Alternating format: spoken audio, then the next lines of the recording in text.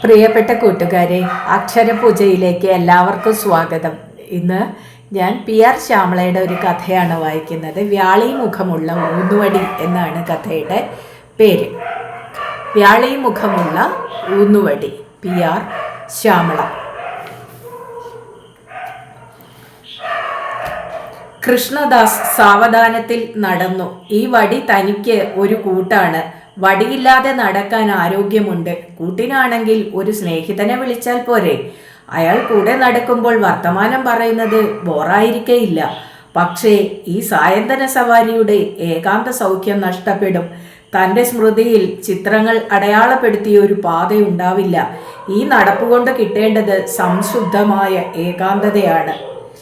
Pension പറ്റിയ ഉദ്യോഗസ്ഥന്മാർ പുലർച്ചയ്ക്ക് തലയിൽ ഒരു കെട്ടും കയ്യിൽ ഒരു വടിയുമായി പ്രഭാത സവാരി നടത്തുമ്പോൾ താൻ മുമ്പൊക്കെ ചിരിച്ചിട്ടുണ്ട്.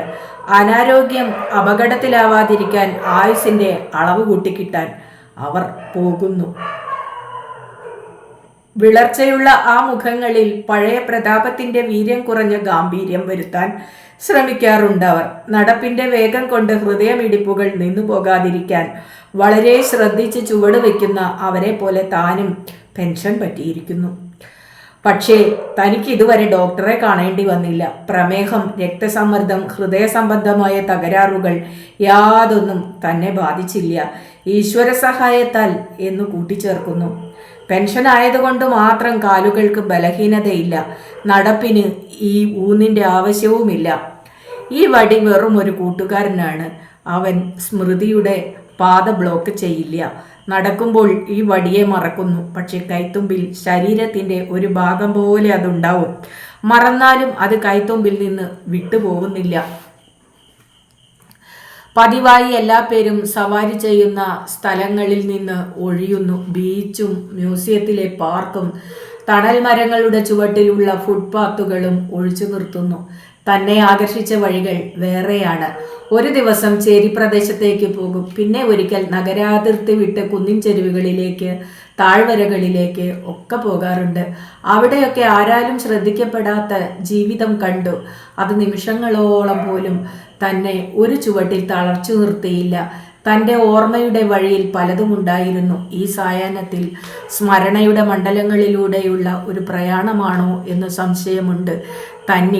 തന്നിൽ മറക്കപ്പെടാതെ കിടന്ന ചെറിയ വലിയ കാര്യങ്ങൾ എവിടെയും തൻ്റെ ഈ വടി കാഴ്ചക്കാരെ പിടിച്ചെടുക്കുന്നു. ഇന്ന് എത്തിയിരിക്കുന്നത് ബ്രാഹ്മണരുടെ ഗ്രാമത്തിൻ്റെ വഴിയിലാണ്. ഏതോ കുടുംബങ്ങളുടെ നടുമുറ്റത്തു കൂടിയുള്ള യാത്രയായിട്ടേ തോന്നിയുള്ളൂ. അരിപ്പൊടി കൊണ്ട് വരച്ച കലാസൂപകമായ കോലങ്ങളിൽ അറിയാതെ പോലും ചവിട്ടാതെ സൂക്ഷിച്ചു നടന്നു. പിച്ചിപ്പൂവിൻ്റെ സുഗന്ധം ഈ സായം സന്ധ്യയുടെ വഴിയിൽ ഒരാകർഷണമായി ഒഴുകി. ഈ വഴിയിൽ കൂടി ഇതിനു മുമ്പും നടന്നിട്ടുണ്ട്.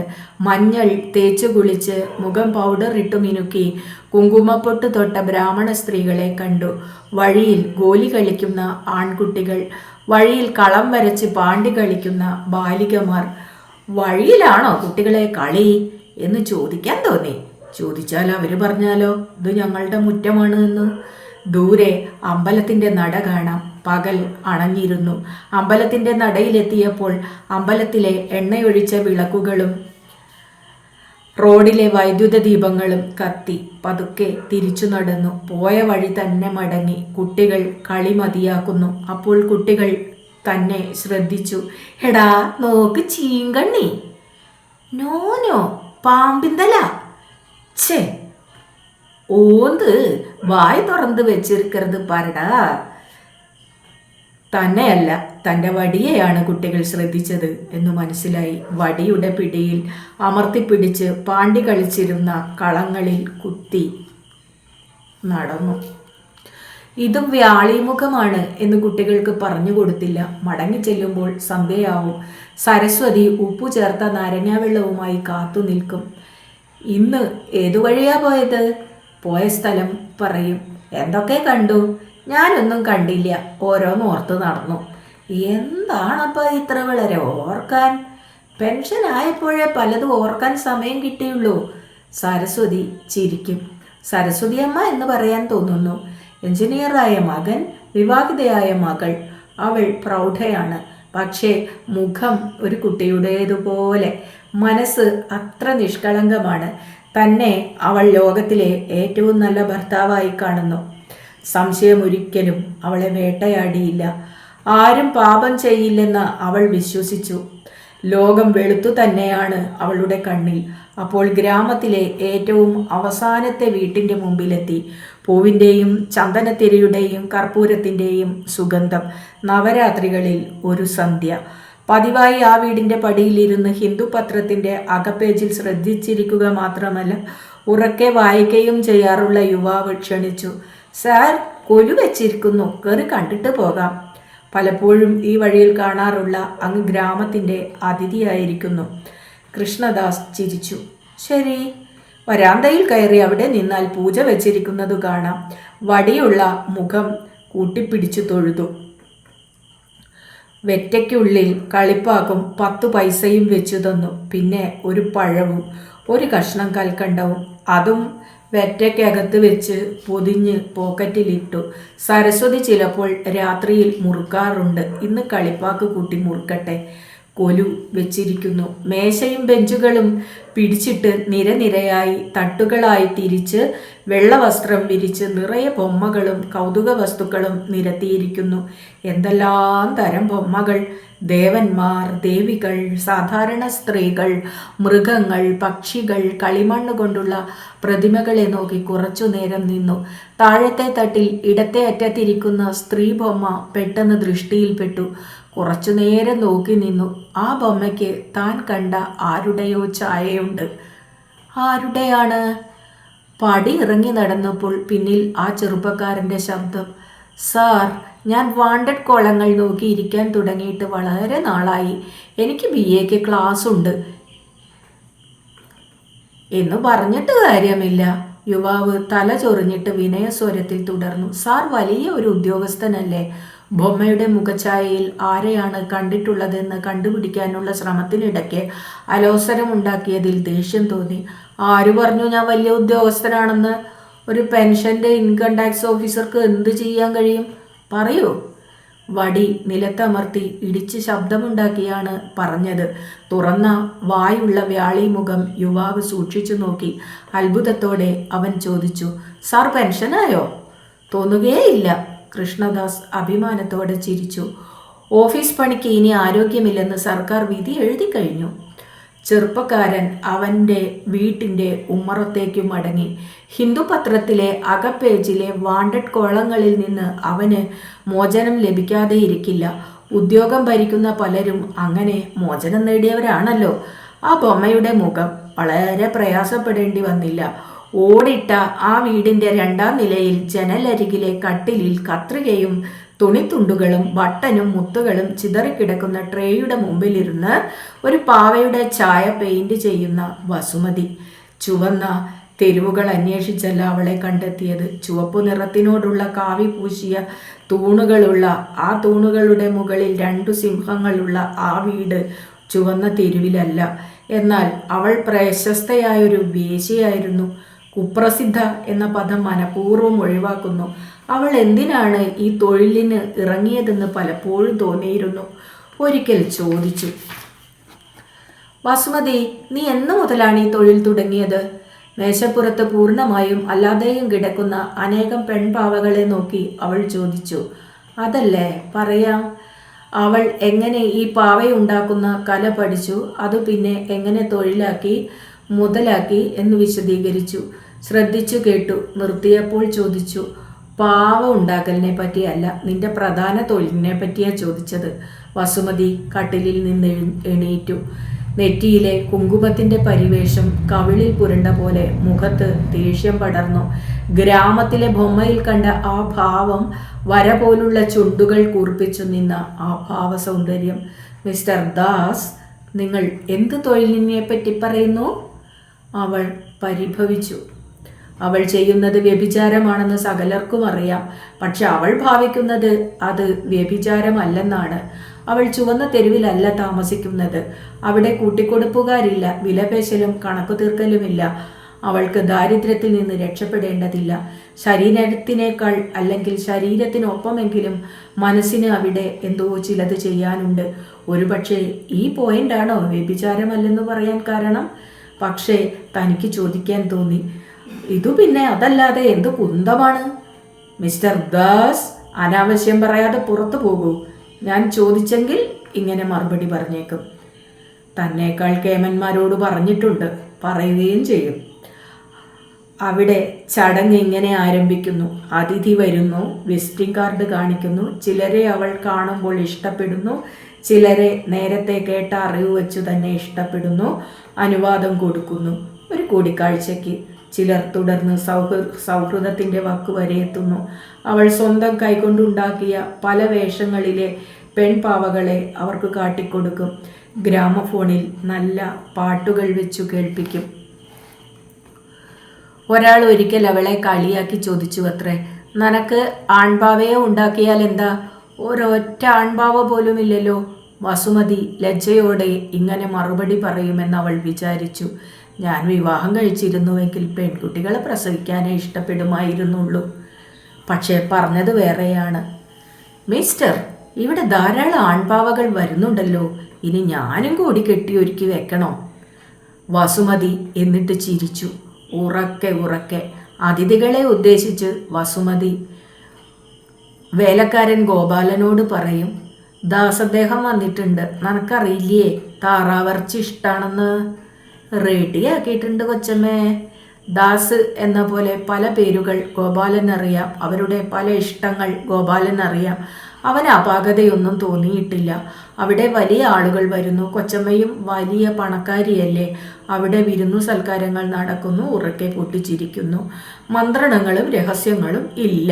കൊച്ചമ്മയ്ക്ക് തൻ്റെ ഇടമുണ്ട്. ആ തൻ്റെ ഇടം വരുന്ന ആണുങ്ങൾക്കില്ലല്ലോ എന്ന് മാത്രം ഗോപാലന് വിഷമമുള്ളതായി ഒരിക്കൽ വസുമതി പറഞ്ഞു. പക്ഷേ ഒരു കാര്യം, അതിഥികൾ തമ്മിൽ ഒരിക്കലും കൂട്ടിമുട്ടാറില്ല, കൂട്ടിമുട്ടിക്കാറുമില്ല. അവർ ഓരോരുത്തരായി ഓരോ ദിവസങ്ങളിലായി വരുന്നു. രാവിലെ പിരിയുന്നവർ അവളുടെ തലയിണക്കീഴിൽ നോട്ടുകൾ വെച്ചു കൊടുക്കാറില്ല. അവരിൽ നിന്ന് മറ്റു തരത്തിൽ പ്രതിഫലം കിട്ടുന്നു.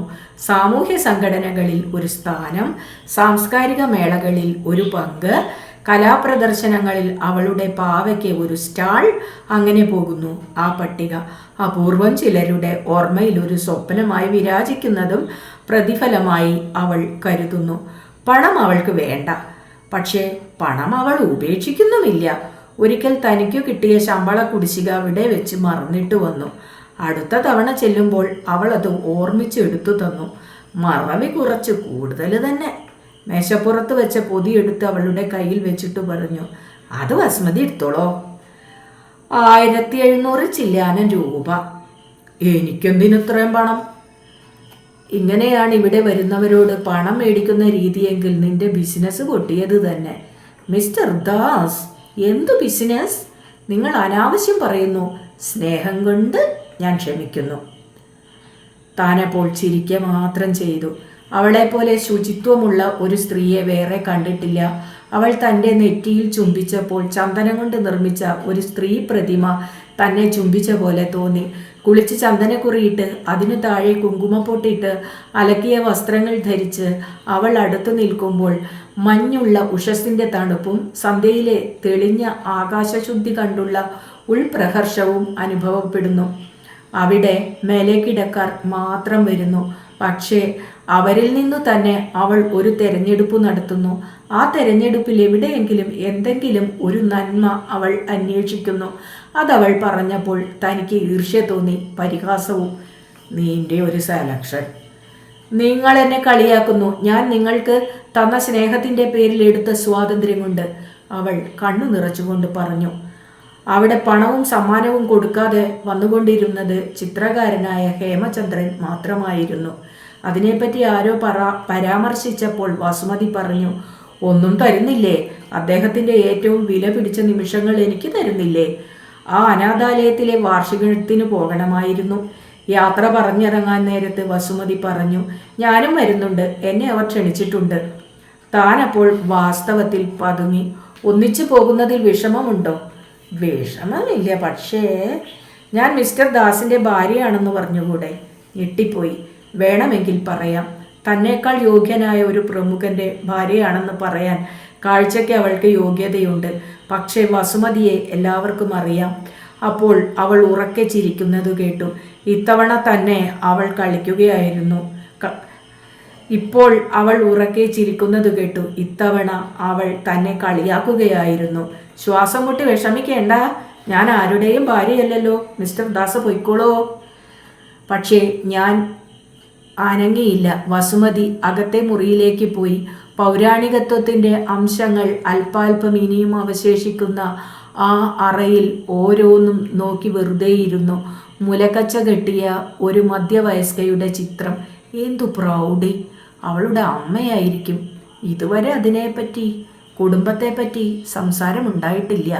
ചിതലു പിടിച്ച ഒരറ്റം കീറിയ എണ്ണച്ചായ ചിത്രം, അവളുടെ പാവകൾ കണ്ണു തുറന്നു മിഴിച്ചു നോക്കിയിരിക്കുന്ന കണ്ണാടി, അലമാരയിലെ കൊത്തുപണികൾ. വസുമതി ആരായിരുന്നു? അവൾ പലതും പറയാൻ മടിച്ചിരുന്നു. അഴുക്കുചാലുകളിൽ സഞ്ചരിച്ച കാലം, ഓർക്കാൻ മടിക്കുന്ന വഴികൾ. അവിടെ നിന്നെല്ലാം പിന്തിരിഞ്ഞ് വസുമതിയുടെ മാത്രം വഴിയിലേക്ക് വന്നപ്പോൾ അത് ഒരു വ്യക്തിബന്ധത്തിൻ്റെ കഥ പോലെ മാറി. എന്നാൽ വ്യക്തിബന്ധമല്ലായിരുന്നു താനും. സരസ്വതിയോട് അപരാധം ചെയ്യുന്നുവെന്ന തോന്നൽ ഉണ്ടായില്ല. അവളെ അറിയിക്കാതെ, അവളെ വേദനിപ്പിക്കാതെ, അവൾക്ക് ഒരു കുറവും വരുത്താതെ താൻ തൻ്റെ ചില പ്രത്യേക സ്വാർത്ഥ താല്പര്യങ്ങൾക്ക് ഒരു തണൽ കണ്ടെത്തിയാൽ അതിൽ തെറ്റില്ല എന്ന് താൻ അന്ന് വിശ്വസിച്ചു. സമൂഹത്തിൽ താൻ എത്ര മാന്യനായിരുന്നു. പക്ഷേ ആ വേഷത്തിനു പിന്നിൽ താൻ പിന്നിട്ട ഇടുമുടുക്കുകളും ഓടകളും ഇന്ന് അറപ്പുണ്ടാക്കുന്നു. വസുമതി ആ വഴികളിലെ സ്ത്രീകളെക്കാൾ എത്രയോ ദൂരെയായിരുന്നു. വസുമതി ഡ്രസ് ചെയ്ത് സമീപത്ത് വന്നു നിന്നു. ചുവപ്പ് പട്ടുചോളിയും ചുവപ്പ് വീതിക്കരയിൽ കസവുള്ള മുണ്ടും നേരിയതും അവൾ ധരിച്ചിരുന്നു. ചുവന്ന പൊട്ട്, ചുവന്ന ചുട്ടിയുള്ള അടിയൽ. അവൾ അടുത്തു ചേർന്നു നിന്ന് ചോദിച്ചു, കൊള്ളാമോ? ചേർത്തു നിർത്തി ആ സൗന്ദര്യം ആസ്വദിച്ചപ്പോൾ അവൾ പറഞ്ഞു, നിങ്ങളുടെ ഭാര്യ അത് കാണണം. അവൾ കണ്ടാൽ പോലും വിശ്വസിക്കില്ല. അത്ര പാവമാണ്. ഇതിനിടയ്ക്ക് ആരെങ്കിലും ചെന്ന് പറഞ്ഞിട്ടുണ്ടെങ്കിലോ? ആരും പറയില്ല. എന്നെപ്പറ്റി പറഞ്ഞാലും അവൾ വിശ്വസിക്കില്ല. അത്ര നല്ല ഒരു പൊയ്മുഖം മിസ്റ്റർ ദാസനുണ്ടല്ലേ? അവൾ കുതറി മാറി. സംഭാഷണ വിഷയം മാറ്റി. ഇവിടെയൊക്കെ എന്താണ് മണം പിടിച്ച് പരിശോധിച്ചു കൊണ്ടിരുന്നത്? അലമാരയുടെ മൂലയിലിരിക്കുന്ന വടിയായിരിക്കും. അവൾ അതെടുത്തു കൊണ്ടുവന്നു. വ്യാളിമുഖം പിടിയായിട്ടുള്ള ഒരു ഊന്നുവടി. നല്ല ഘനമുണ്ട് കയ്യിലെടുത്തപ്പോൾ. അങ്ങെടുത്തോളൂ ഇത്. ഒരു ചെറുപ്പക്കാരന് ഇതെന്തിന്? കഴിവനാവില്ലേ? അവൾ തുടർന്നു. എൻ്റെ ഓർമ്മയ്ക്ക് ഇരിക്കട്ടെ, എന്നെ കാണാത്ത കാലത്ത് ഓർക്കാം. വടി തിരിച്ചു മറിച്ച് നോക്കുന്നതിനിടയിൽ അവൾ പറഞ്ഞു, എൻ്റെ ഒരു പതിവുകാരൻ വെച്ചു മറന്നുപോയതാണ്. ആ മനുഷ്യൻ കുറച്ചു വയസ്സനാണ്. പ്രായത്തിൽ 50 മൈൽ തീവണ്ടിയിൽ സഞ്ചരിച്ച് എന്നെ കാണാൻ വരുമായിരുന്നു. കഴിഞ്ഞ വർഷം മാർച്ചിൽ വന്നതാണ്. അന്നിവിടെ വടി വെച്ച് മറന്നുപോയി. അദ്ദേഹത്തെ പോലെ ഈ വടിക്കും ഒരു ഗാംഭീര്യമുണ്ട്. പിന്നെ വന്നിട്ടേയില്ല. എന്ത് സുമുഖനാണെന്നോ ആള്. 6 അടി പൊക്കം, അല്പം നരച്ച കട്ടി തലമുടി, വളരെ ശ്രദ്ധിച്ച് ട്രിം ചെയ്ത മീശ. മതി വർണ്ണിച്ചത്. കിഴവൻ ചത്തു കാണും. കൊമ്പിൽ പണിത ആ വ്യാളിമുഖം എന്നെ ആകർഷിച്ചു. അന്ന് എന്തായാലും അവളെ തൻ്റെ കാറിൽ കൂടെ കൊണ്ടുപോകാൻ തീരുമാനിച്ചു. വസുമതി, എനിക്ക് അത്ഭുതം തോന്നുന്നു. എനിക്ക് അത്ഭുതം തോന്നുന്നത് എൻ്റെ ജീവിതത്തെ പറ്റിയാണ്. എൻ്റെ 2 ചേട്ടന്മാർ ജീവിച്ചിരുന്നെങ്കിൽ, എൻ്റെ അമ്മ ജീവിച്ചിരുന്നെങ്കിൽ, അല്ലെങ്കിൽ അവരിൽ ഒരാൾ അവശേഷിച്ചപ്പോൾ എൻ്റെ വിവാഹം നടന്നെങ്കിൽ എൻ്റെ ജീവിതത്തിൻ്റെ നിറം ഈ ചുവപ്പാവില്ലായിരുന്നു. മുണ്ടിൻ്റെ ചുവന്ന കരയിൽ തൊട്ടുകൊണ്ടാണ് അവൾ പറഞ്ഞത്. അവളുടെ വാക്കിൽ ദുഃഖമുണ്ടായിരുന്നു. താൻ ഒരു വേശ്യയാണെന്ന് ധ്വനിക്കുന്ന കുറ്റസമ്മതം ആദ്യമായി കേട്ടു. അനേകം കൊച്ചു പെൺപാവകളുടെ ഒരു ജാഥ താൻ മനസ്സിൽ കണ്ടു. വരി വെച്ച് അവർ നീങ്ങുന്നത് അനാഥാലയത്തിലേക്കു തന്നെ. ഹോൾട്ട്. ആരുടെയോ ശബ്ദം. പാവകൾ അറ്റൻഷനിൽ നിൽക്കുന്നു. അനാഥാലയത്തിലെ വാർഷികത്തിൻ്റെ സ്വാഗത പ്രസംഗത്തിൽ വസുമതിയെപ്പറ്റി പറഞ്ഞപ്പോൾ അത്ഭുതപ്പെട്ടു. അനാഥാലയത്തിന് അവൾ കൂടെ കൂടെ ധനസഹായം ചെയ്യുന്നു അത്രേ. അടുത്ത സന്ധ്യയ്ക്ക് വസുമതി എവിടെയായിരിക്കും? ഇന്ന് എന്ന ചൂടുള്ള ചിന്തകളുമായി വീട്ടിൽ വന്നെത്തി. വന്നപാടെ ചൂരൽ കസേരയിൽ കിടന്നു. വടി മേശപ്പുറത്ത് വെച്ചു. സരസ്വതി, അവൾ നാരങ്ങാവെള്ളവുമായി വന്നു. സരസ്വതി, ഇവിടെ ഇരിക്ക്. അവർ അരമതിലിൽ ഇരുന്നു.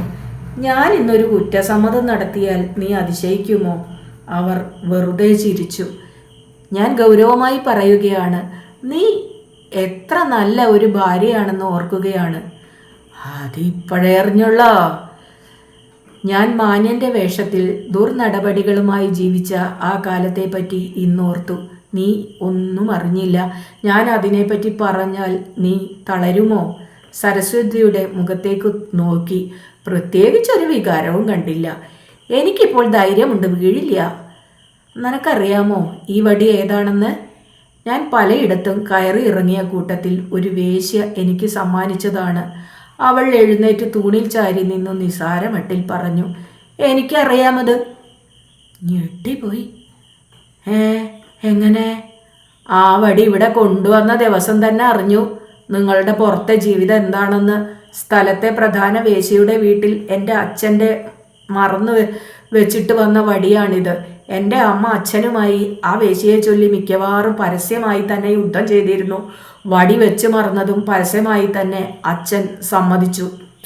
കൃഷ്ണദാസിൻ്റെ നാവിൽ നിന്ന് ഒരു വാക്കും പുറത്തു വന്നില്ല. അനാഥാലയത്തിൻ്റെ ഗേറ്റിനകത്തും ഹോൾട്ട് എന്ന അലർച്ച കേട്ട് നിശ്ചേഷ്ടരായി നിൽക്കുന്ന പാവകൾ പൊട്ടിച്ചിരിക്കാൻ തുടങ്ങി. ആ നിരന്തരമായ ചിരി ക്ലോക്കിൻ്റെ ശബ്ദത്തെ വിഴുങ്ങി. പെൺപാവകളുടെ ജാഥ. ഇവിടെ എത്ര ആൺപാവകൾ വരുന്നു? പിന്നെ ഞാനും കൂടി കെട്ടി ഒരുക്കി വെക്കണോ? ആ വാക്കുകൾ ഓർത്തു. സരസ്വതി ആ വടിയെടുത്തു. ഞാൻ പറയുന്നത് വിശ്വസിക്കുന്നില്ലേ? അതിൽ എൻ്റെ അച്ഛന് അത് സമ്മാനിച്ച സുഹൃത്തിൻ്റെ പേരുണ്ട്. ഇത് വെറും വടിയുമല്ല. അവർ ആ വ്യാളി മുഖത്തിൽ പിടിച്ച് വലിച്ചൂരി. അതൊരു വടിവാളും കൂടിയായിരുന്നു. വാളിൻ്റെ പിടിയാണ് വ്യാളി മുഖം. പിടി അതിൻ്റെ ഉറയായിരുന്നു. വാളിൻ്റെ വക്കിൽ സ്നേഹിതൻ്റെ പേരു കാണിച്ചു തന്നു. Sam Gregory.